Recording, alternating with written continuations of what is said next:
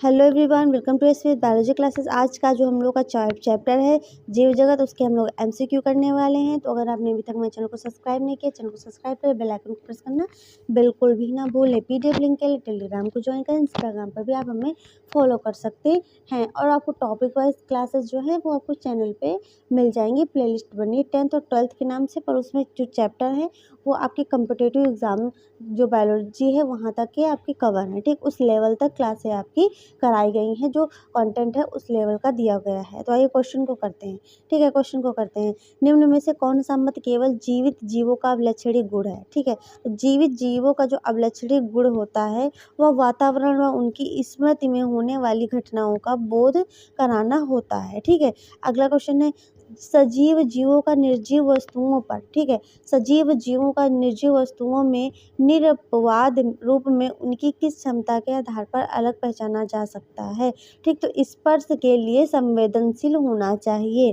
ठीक, अगला क्वेश्चन है कि जैविक संगठना, ठीक, जैविक संगठना किस स्तर से प्रारंभ होती है? ठीक, तो कोशिकीय स्तर से, जीव स्तर से, परमाणु स्तर से या उपसूक्ष्मदर्शी आणविक स्तर से? तो जो जैविक संगठना होती है वो उस उपसूक्ष्मी देखो उस उपसूक्ष्मी आणविक स्तर से क्या होती है, प्रारंभ होती है।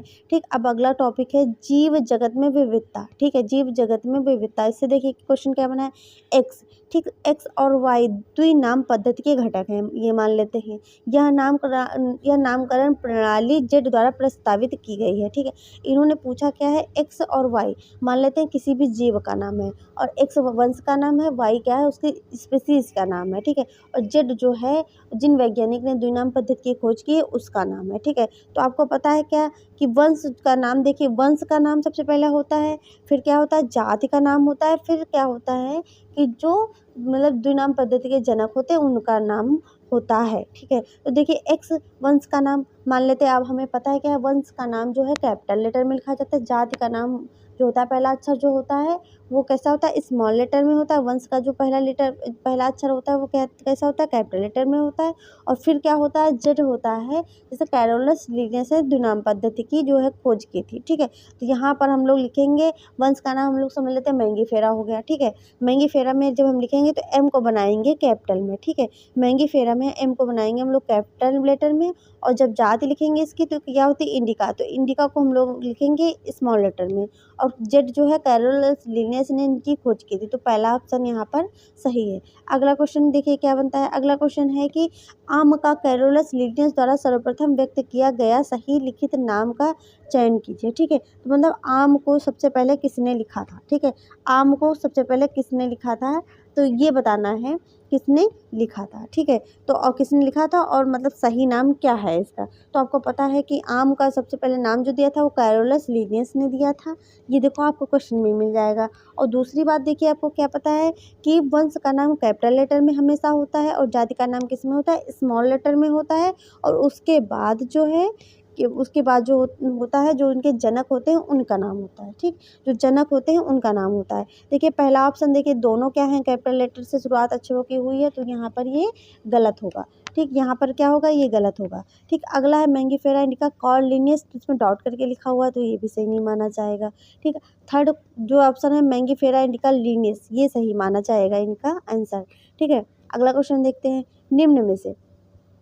निम्न में से कौन सा कथन जैविक नामकरण देखो ICBN के सर्वमान्य नियमों के विरुद्ध है? सबसे पहले हम लोग ICBN का फुल फॉर्म समझेंगे।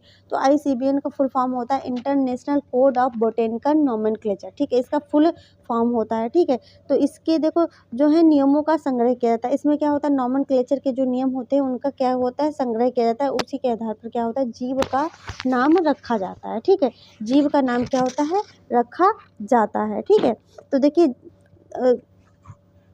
ठीक है, तो जीव का नाम रखा जाता है। ठीक है, तो के अनुसार क्या होता है, पहला अक्षर जो पहला अक्षर होगा वो वंश का नाम होगा, वो कैपिटल लेटर में होगा। और जो जाति का नाम होता है वो कैसा होता है, स्मॉल लेटर में होगा। तो यहाँ आंसर देखिए क्या सही है, जैविक नाम। ठीक है, जैविक नाम जो होता है लैटिन भाषा में लिखा जाता है, ये भी सही है। और इसमें क्या होता है, लैटिनीकरण होता है। क्या होता है, लैटिनीकरण होता है। इसमें क्या होता है, लैटिनीकरण होता है।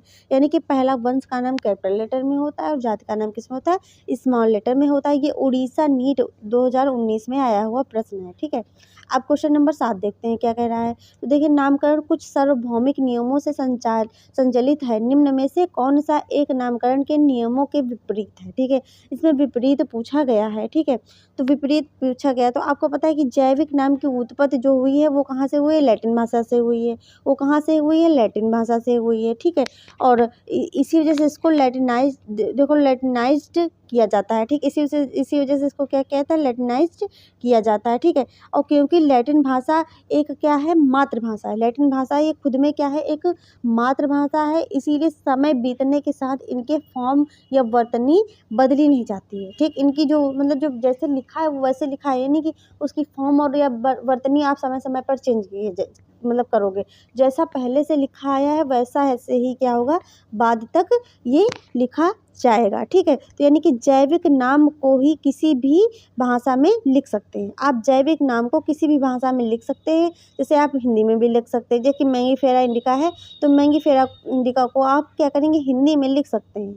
ठीक है, हिंदी में लिख सकते हैं, पर इसका लिखने का तरीका नहीं आप बदल सकते हैं। ठीक है, लिखने का तरीका आप नहीं बदल सकते हैं। ठीक, अगला क्वेश्चन है क्वेश्चन नंबर 8। देखिए क्या कहता है। क्वेश्चन नंबर कह रहा, देखो ICBN का पूरा नाम, तो अभी आपको बताया गया कि international code of botanical nomenclature है। ठीक है, ये है इसका फुल फॉर्म। ठीक है, और इसके अंतर्गत आपको पता है, ठीक, अंतर्गत पता है कि जैसे कि कोई भी नाम बोटेनिकल नेम लिखते हैं या फिर जूलॉजिकल नेम लिखते हैं। ठीक है, बोटेनिकल नेम लिखा जाता है या फिर जूलॉजिकल नेम लिखा जाता है, तो उसका वंश का पहला नाम जो पहला अक्षर जो होता है वो कैपिटल में होता है, और जाति का जो पहला अक्षर होता है वो कैसा होता है, स्मॉल लेटर में होता है। ठीक है, और जो ICBN का आधार जो है वो सी लीनियस द्वारा पुस्तक, ठीक, सी लीनियस द्वारा जो पुस्तक लिखी गई है उसका फुल फॉर्म क्या है, फिलोसफिया बोटेनिका। ठीक है, फिलोसफिया बोटेनिका, जिसमें क्या पौधों के बारे में जितने भी नाम है, जानकारियां हैं, उसमें लिखा गया है। ठीक है, यह जूलॉजिकल देखो नामकरण से स्वतंत्र है। ठीक है, यानी कि ये जूलॉजिकल जो नामकरण से स्वतंत्र पुस्तक है जो फिलोसफिया बोटेनिका है। ठीक, इतना क्लियर हुआ। अब क्वेश्चन नंबर 9 देखते हैं क्या कह रहा है। देखिए, जैव वर्गीकरण पद्धति का उद्देश्य है। जैव वर्गीकरण पद्धति का उद्देश्य है, ठीक है, जीवों का वर्गीकरण स्थूल आकार के लक्षणों पर आधारित होता है। जीवों के विविध टैक्सानों का परिसीमन करना एवं उनके परस्पर संबंध को स्थापित करना। जीवों का वर्गीकरण करना जो उनके विकासीय इतिहास पर आधारित हो तथा सभी अध्ययन क्षेत्रों में विविध प्रचारकों की संकलता पर उनका जातिवृत्त स्थापित करना। ठीक है, या फिर जीवों को उनके कोशिका विज्ञानीय लक्षणों के आधार पर पहचानना और उन्हें व्यवस्थित करना।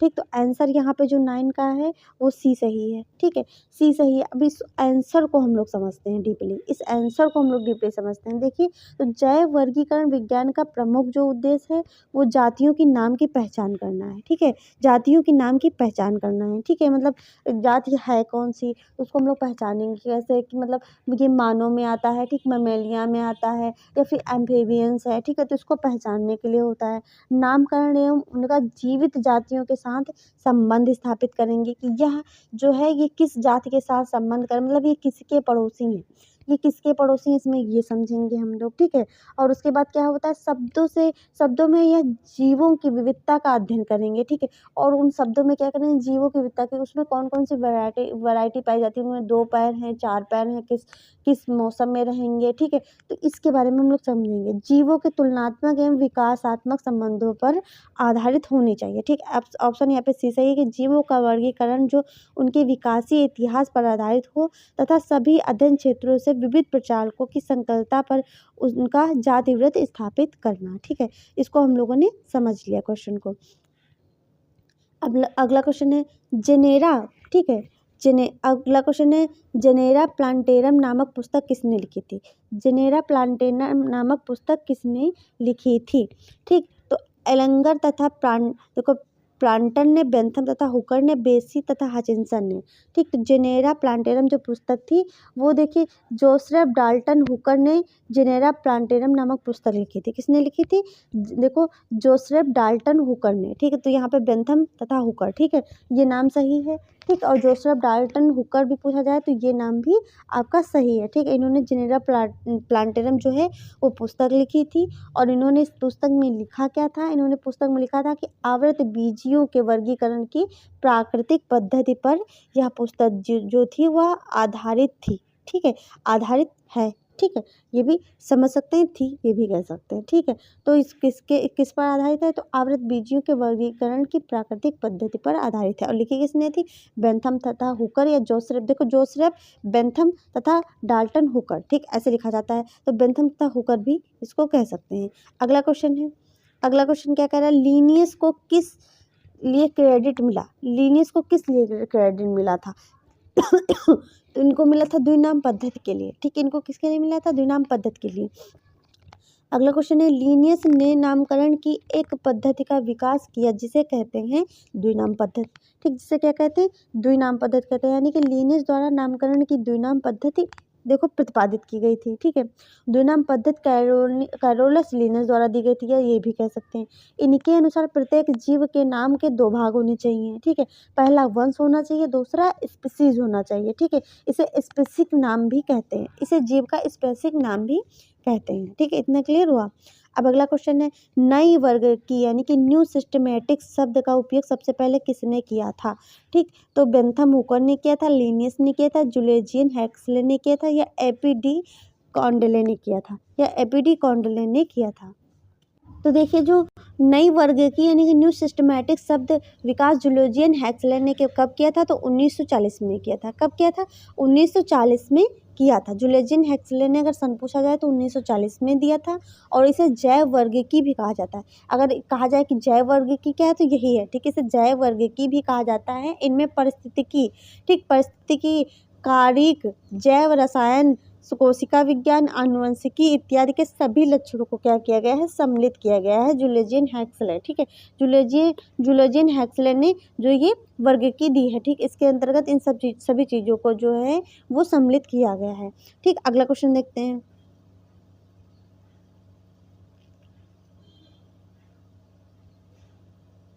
ठीक है, तो 13 क्वेश्चन कर लिया, क्वेश्चन नंबर 14 करेंगे अब। ठीक है, क्वेश्चन नंबर 14 करेंगे कि घरेलू मक्खी, ठीक, घरेलू मक्खी कुल से संबंधित है। घरेलू मक्खी किस कुल से संबंधित है, तो आपको पता है। देखिए, साइप्रिनिडी, होमिनिडी और कैलिफोरिडी या मस्कडी। ठीक, तो घरेलू मक्खी जो घर में मक्खियाँ भिनभिनाती हैं उनको मस्कडी, ठीक, फैमिली के अंतर्गत रखा गया है। ठीक है, ये नीट में पूछा गया सन 2023 में। प्राणियों में वर्गीकी, ठीक, प्राणियों में वर्गीकी में संवर्ग का कौन सा अधिक्रमिक विन्यास आरोही क्रम में सही है। ठीक, मतलब कौन सा आरोही क्रम में सही है, कैसे लिखते हैं। ठीक है, तो आइए देखते हैं। ठीक, तो सबसे पहले हम लोगों को क्या लिखते हैं, किंगडम, यानी कि जगत क्या है, तो किंगडम। ठीक है, जगत लिखेंगे। ठीक, जगत को इंग्लिश में किंगडम कहते हैं। संघ को क्या कहते हैं, फाइलम कहते हैं। फिर उसके बाद वर्ग लिखते हैं, वर्ग को क्लास कहते हैं। फिर गण को क्या कहते हैं, ऑर्डर कहते हैं। फिर कुल को क्या कहते हैं, फैमिली कहते हैं। वंश को क्या कहते हैं, जीनस कहते हैं। जाति को क्या कहते हैं, स्पीसीज कहते हैं। तो ये सही है, ऑप्शन नंबर डी यहाँ पर सही है। अब इसको समझते हैं। तो देखिए जीवों के वर्गीकरण में जो है श्रेणियों का पदानुक्रम यानी कि वर्गीकरण श्रेणियों के देखो अवरोही क्रम में क्या होता है, जाति से शुरुआत होकर जगत तक क्या जाता है। ठीक है, सबसे पहले क्या होता है, अवरोही क्रम में तो जाति से शुरुआत होकर कहाँ तक जाता है, जगत तक जाता है। ठीक, जगत तक जाता है। श्रेणियों में समान विशेषताओं की संख्या निम्नतम पद प्रजाति से उच्चतम। ठीक है, प्रजाति में देखो सबसे ज़्यादा पाई जाएंगी, और जगत तक क्या होंगी, मतलब जो होंगी, जो विभिन्नताएं होती हैं जाति में सबसे ज़्यादा पाई जाती हैं, और जगत में क्या होती हैं, सबसे कम पाई जाती हैं। ठीक, तो सीक्वेंस इसका ऐसा ही होता है, जगत, संघ, वर्ग, गण, कुल, वंश, स्पीशीज। ठीक, तो इसको याद कर लेना। अगला क्वेश्चन है कि निम्न में से कौन म्यूसिडी कुल में आता है। ठीक, निम्न में से कौन म्यूसिडी कुल में आता है, तो आपको पता है घरेलू मक्खी जो होती है वो म्यूसिडी कुल में आती है। ठीक है, अब क्वेश्चन नंबर 17 है। क्वेश्चन नंबर 17 है कि घरेलू मक्खी के वर्गीकरण के लिए देखो फर्स्ट कॉलम दिया हुआ है, सेकेंड कॉलम दिया है। ठीक है, इनमें जो कूट है सही विकल्प चुनना है। ठीक है, फैमिली क्या है, अब इसकी फैमिली क्या है, तो फैमिली देखिए क्या है, तो फैमिली इसकी है म्यूसिडी, अभी हम लोगों ने पढ़ा। ठीक, ऑर्डर क्या है इसका, ऑर्डर क्या है, तो ऑर्डर इसका क्या है, डिप्टेरा है। ऑर्डर क्या है इसका, डिप्टेरा है। अब क्लास कौन सी है, क्लास कौन सी, तो क्लास है इंसेक्टा, ठीक, क्योंकि ये कीट है एक, क्योंकि क्या है ये कीट है, ठीक। अब फाइलम क्या है, तो फाइलम ये आर्थ्रोपोडा के अंतर्गत रखा गया है। मतलब आप समझ लीजिए कि जितने भी कीट हैं सारे क्या आर्थ्रोपोडा के अंतर्गत रखे गए हैं, ठीक। मोस्टली सारे कीट किसके अंतर्गत आते हैं, तो आर्थ्रोपोडा के अंतर्गत आते हैं, ठीक है। अब अगला क्वेश्चन देखते हैं। नीचे दिए गए 4 कथनों ए डी का अध्ययन कीजिए और उनमें से सही कथन को चुनिए, ठीक है।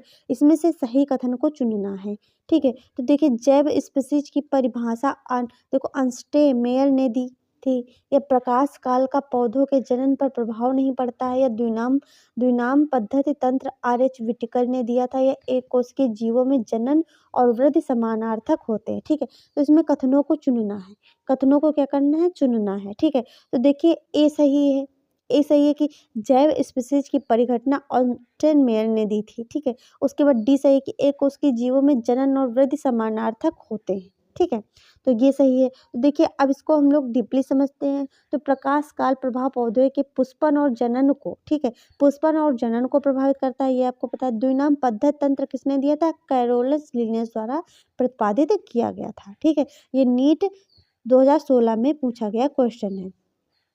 अगला क्वेश्चन देखते हैं। टमाटर और आलू के मध्य समानताएं विशेषताएं अधिकतम किस स्तर पर होंगी, ठीक है, किस स्तर पर होंगी। तो आपको पता है किस स्तर पर, मतलब जो विशेषताएं अधिकतम किस स्तर पर होती हैं ये आपको बताना है, ठीक है।